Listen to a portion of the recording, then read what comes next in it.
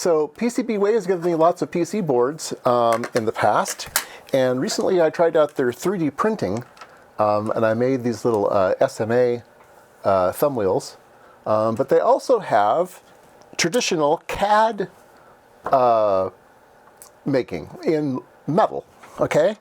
And so I tried it out. I made some aluminum parts, and so I gave them a step file, and they machined these. The price of these ended up being about $38 each. I asked a friend of mine how much they would cost here in California. He says, oh, those would be $100 easy. You know, and that includes the price of the aluminum, right? These are $38, you know. Now, these are just simple aluminum. This is, I called out a 6061 aluminum for these guys. They are a funny shape. They have some recessed, I can zoom in. They have some recessed holes here for cap screws. So there's two of those. So there's this mounting flange here, and then there's this funny roundy shaped thing, okay?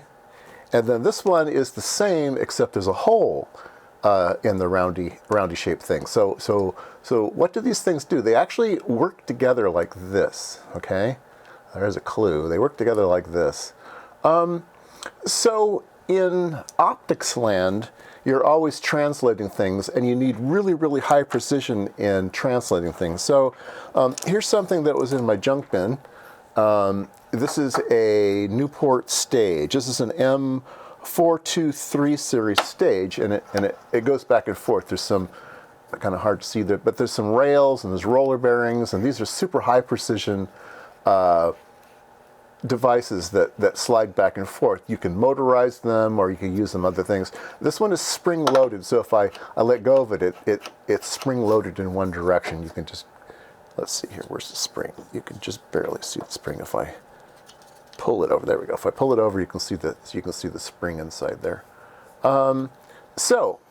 Generally the way these things are used is with a micrometer on the side of them. I'll show a picture here. This one is missing the micrometer, okay? So, these guys then hold that micrometer.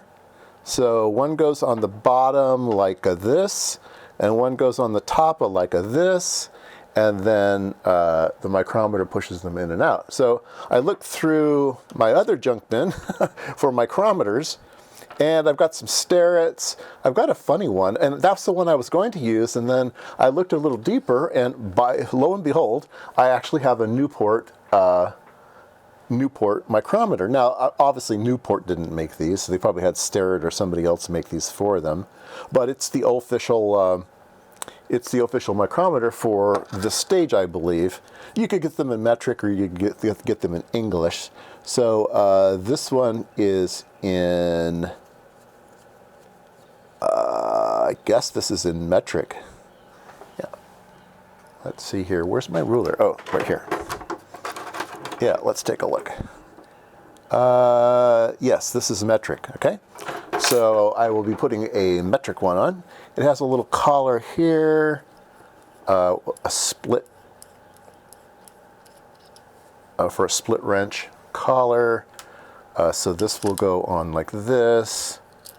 And then this will tighten down. I'm not going to do it yet because I have to attach it first. And then it will push against this one. And the end of the micrometer here has a steel ball in it, a hardened steel ball. So it pushes here. And there we go. I think the official version of this might have a little piece of steel inset in the aluminum on the ones you can buy. Now, before people start screaming, hey, you can still buy these. Yes, I know. You can buy these on Newport's website, replacement parts, and these are $27 each from Newport, plus shipping. You're probably looking at about $80 then to get it to your door, okay? And so I was going to do this, and then I thought, no, I'm not spending $80. I just don't feel like spending $80. And so I put that project on hold. And then the other day I was thinking, hey, you know, I should just machine these myself.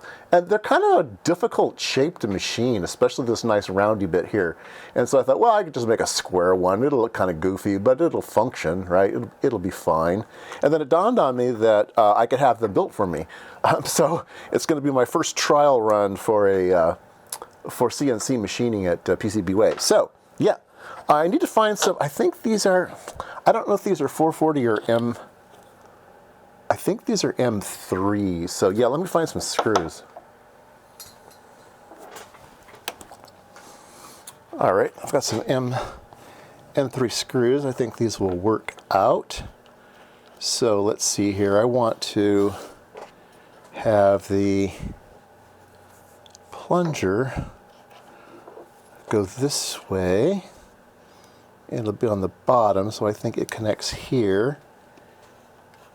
So let's put some screws in that. Yeah, so the countersink works out fine for these cap screws. Oops. Yeah, let's see here. Things are more difficult. Things are a lot easier when you guys aren't around. I don't have to fiddle with the camera all the time. All right, there we go. Yeah, I've got some of these guys. I'll steal them. They're all the right size.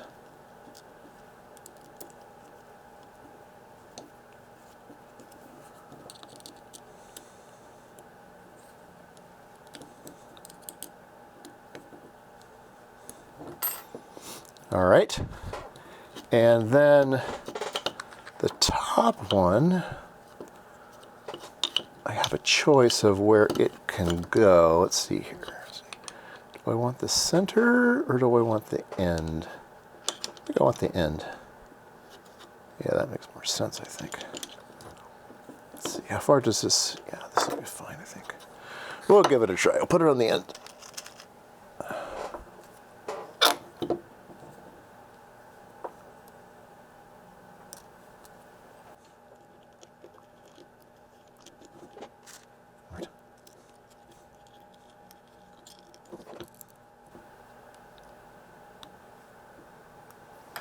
There we go.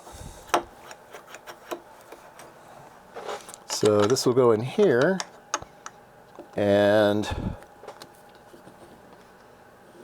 put its ring in here and see if I can't get it to engage. There we go. Ah, look at that. All right, perfect. Look at that. Very, very nice. So you can see how this works. You turn this and it just squeezes it and spreads it apart. Yeah, so this will be really, really nice. The reason I pulled this out was I thought that I might possibly use my fancy Olympus microscope as a toolmaker's microscope. The toolmaker's microscope has a stage on it. And you put in an eyepiece that has a graticle, so it has the crosshairs on it.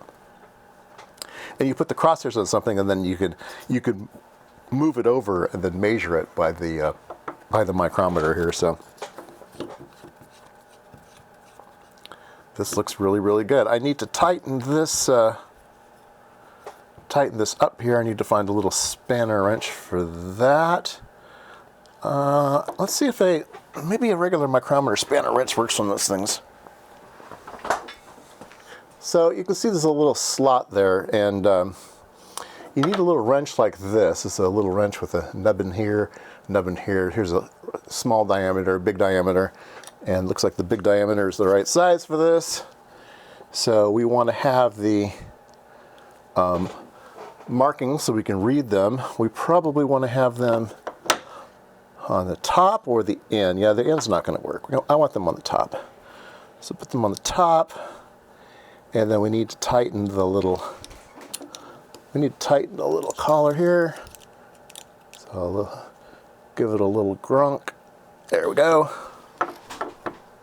And done. Project's done. I like having projects that only last a few minutes.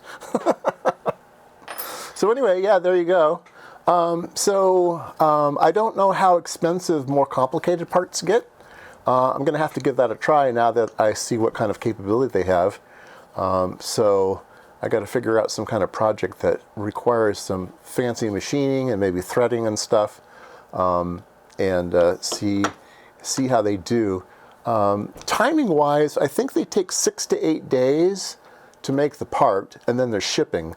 And you get it depending on how much you pay for the shipping. If you pay for like 2 or 3 day shipping, it's like $20 or something. And then if you pay for, I don't need it right away, you know, give it to me in 2 weeks, it's like, you know, around $8 or something like that. So yeah, the shipping is what you make it out to be. You can either get it cheap or you get it expensive, and you get it quick or you get it slow. So that's up to you. But yeah, I'm quite pleased.